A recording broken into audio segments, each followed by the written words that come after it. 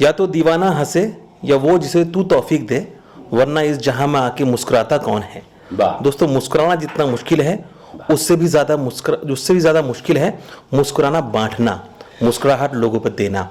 और ऐसा मुश्किल काम कर रहे हैं कॉमेडी किंग एहसान कुरैशी जी, जो आज हमारे साथ मौजूद हैं। आइए उनका स्वागत करते हैं और मुखातिब होते हैं एहसान कुरैशी साहब से। सर, बहुत बहुत स्वागत है आपका। जी बहुत बहुत शुक्रिया। फिरोज भाई नाम है आपका। जी। जन जन तक के आप भी पहुंचते हो जन टीवी के माध्यम से। जी बहुत अच्छा। आपका तो चेहरा ही पहले से मुस्कुराया हुआ है। आप पहले ही कुछ बोले बगैर मुस्कुराए से में तो हमारा धंधा पिट जाएगा भैया। हम ऐसा रोते हुए चेहरों को हंसाते हैं और आप हंसते हुए हमारे पास आते हैं। बताओ मस्त जी, फिर हमारा धंधा कैसे चलेगा। हाँ बहुत अच्छे मस्त साहब हमारे रूम में सब मस्त हैं, व्यस्त हैं। और हम तो दुआ करते हैं गुलाबी शहर के लोगों के चेहरे पे ऐसी गुलाबी रहे जैसे आपके चेहरे पे। जी सब सुनने वालों को आदाब। एहसान भाई, ये जो गंगोत्री है, ये जो कारवां है हंसी का जो ये चल रहा है, ये 20-25 सालों से आप निभा रहे हैं, वो ऊर्जा, वो स्रोत, वो एनर्जी एहसान कुरैशी साहब में कहाँ से आती है जो गंगा निकल के लोगों में हंसी के माध्यम से प्रवाहित होती है? वाह, सबसे पहले तो घर का ही माहौल। बच्चे ही हमारी नहीं सुनते।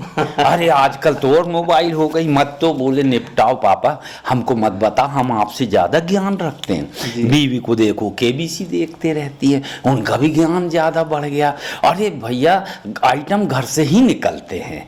तो 2 साल तक के कोरोना का पीरियड रहा। भगवान ऐसे दिन कभी ना लाए मालिक ऊपर वाला। पूरा देश क्या पूरी दुनिया बंद हो गई थी। बहुत कठिन समय था, लेकिन हम वहाँ भी हंसी ढूंढते रहते थे।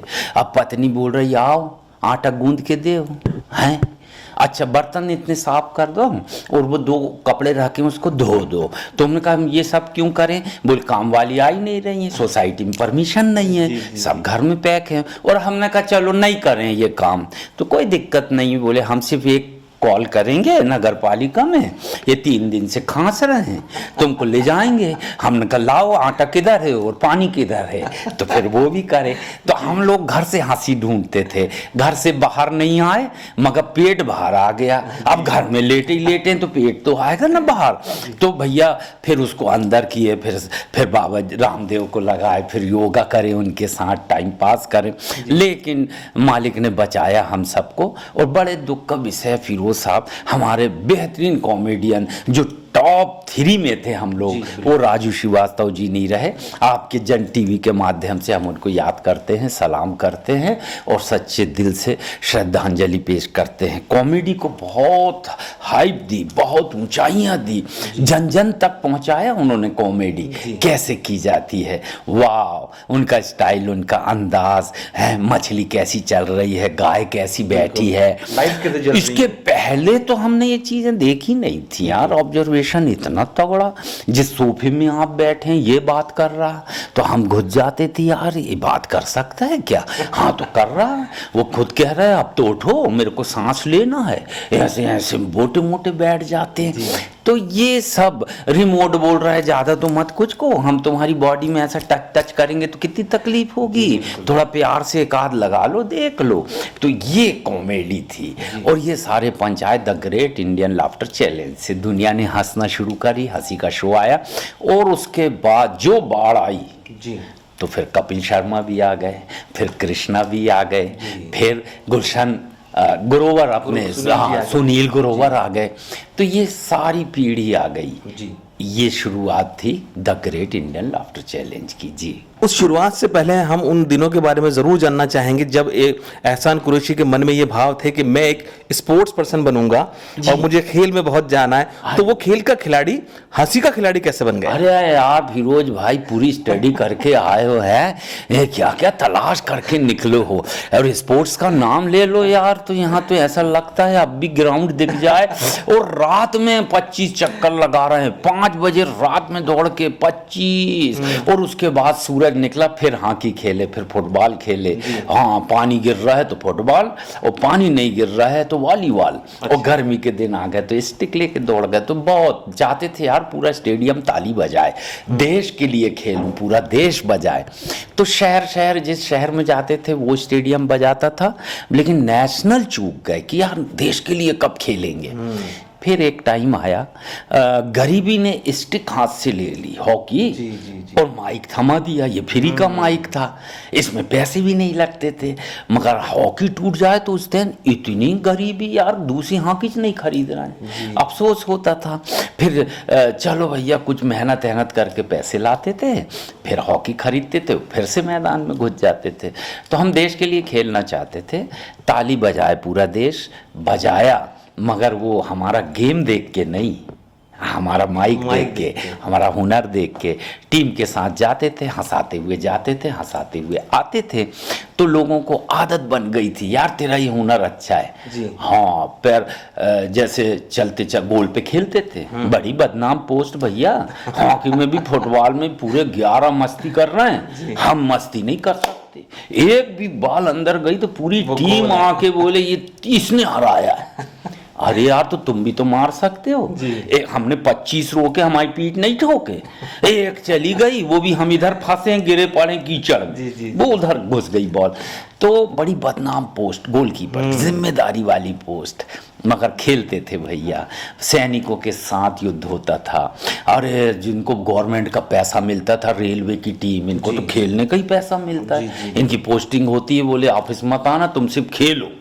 उनसे टकराती थी हमारी टीम, अरे वो पेनाल्टी किक मिलता था उसमें, और इसमें हिट मिलता था, तो हमने स्ट्रोक तक रोक लिए। अरे सैनिक वाले, हमारी टीम नहीं, सेना वाले आके पीठ ठोके यार, बोले ये हुनर कहाँ से आया रे, ये छलांग कैसे लगा था, मेरी आज तक किसी ने नहीं रोका, इंटरनेशनल नहीं रोका, बोले ये देहात का आदमी कैसे रोक दिया, वो स्कूप मिल जाए तो। और पेनाल्टी जब मिलती थी तो एक तो पेनाल्टी कॉर्नर होता है और एक पेनाल्टी पुश होता है, एक पे एक से वो खड़ा है गोलकीपर, और इधर से एक आदमी फेंकता है, डाई मार के रोक लेता था सर जी। लेकिन हालातों ने जब मोड़ लिया तो वो स्टिक निकल के हाथ में माइक आया, और लोगों ने देखा कि एहसान कुरैशी हंस भी सकता है, हंसा भी सकता है, लेकिन वो एहसान कुरैशी का वो खास अंदाज, अरे वो उस अंदाज के बारे में जानना चाहूंगा कि वो अंदाज कहाँ से आया। अरे क्या बात है, क्या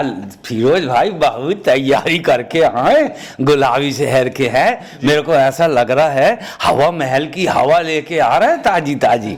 भैया वो अंदाज ऐसा था, किसानों की आवाज है ये, देश के किसानों की मीठी आवाज। उस टाइम जब हम 30 साल पहले, 90 में, उसके भी पहले 80 में जब पढ़ते थे, उस टाइम मोबाइल नहीं आया इस देश में, किसान गरीब आदमी, मोबाइल नहीं होता था, तो वो खेतों में बात करते थे, तो हमको बड़ा सुहाना लगता था, हम साइकिल खड़े करके उनकी आवाज सुनते थे। अच्छा। हाँ, इस मेड़ पे ये खड़ा है, वो 5 एकड़ के बाद उसका लड़का खड़ा है, वो वहां से चिल्ला, ओ दादा इधर से, अरे खाना खा लो का, तो मैं यार तो मिठास, बहुत मिठास है इसमें। फिर घोले भैया, सिद्धू जी सामने बैठे तो 2 लाइन बोले, फिर हमने, मैं कविताएं सुनाता हूँ 2 या 3। क्या बात है, सिद्धू जी बोले ये तो गजब का स्टाइल है यार, मैं कविताएं सुनाता हूँ 2 या 3, जम गया तो सचिन नहीं तो अजहरुद्दीन। अरे ठोको।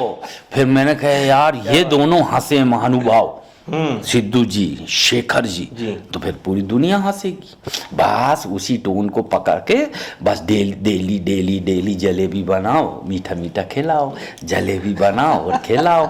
एक दिन देखे हमने, रणबीर सिंह ने कपड़े उतार दिया यार, और उतार तो सब अपने हमाम में रहे ना, लेकिन वो बाहर आ गया, शूटिंग वूटिंग करके डाल दिया मीडिया में।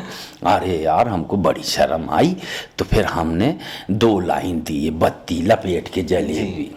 हाँ, पूरे देश को दुआ दी कि आप सबके सुख अमिताभ बच्चन जी की हाइट की तरह बढ़े, आप सबके सुख अमिताभ बच्चन जी की हाइट की तरह बढ़े, और आप सबके दुख न रणबीर सिंह के कपड़ों की तरह घटे।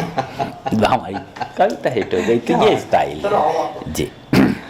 जाते जाते दर्शकों के सामने जी 2 संदेश, 2 पंक्तियों का संदेश जो अपना मुस्तकबिल इसमें तलाशते हैं कॉमेडी में। सर कॉमेडी में जो लोग करना चाहते हैं वो तो सबसे पहले कोई भी आइटम बनाए, अपने परिवार को सुनाए, सामने मम्मी दादी दादा हैं, बच्चे बैठे हों और वो कर दें, वो कि बेटा ये सुनाओ, फिर सुनाओ, इसको कहते हैं पारिवारिक हंसी। जी बिल्कुल। नहीं तो वो काम हो गया कि इधर से सास उठ के भाग गई, उधर से दामाद भाग गया कि नहीं देख सकते भैया क्या सुना रहा है। ये नहीं, हमारी 5 पीढ़ियां बैठ के सब बैठ के देखती थी, दादा परदादा नाना नानी।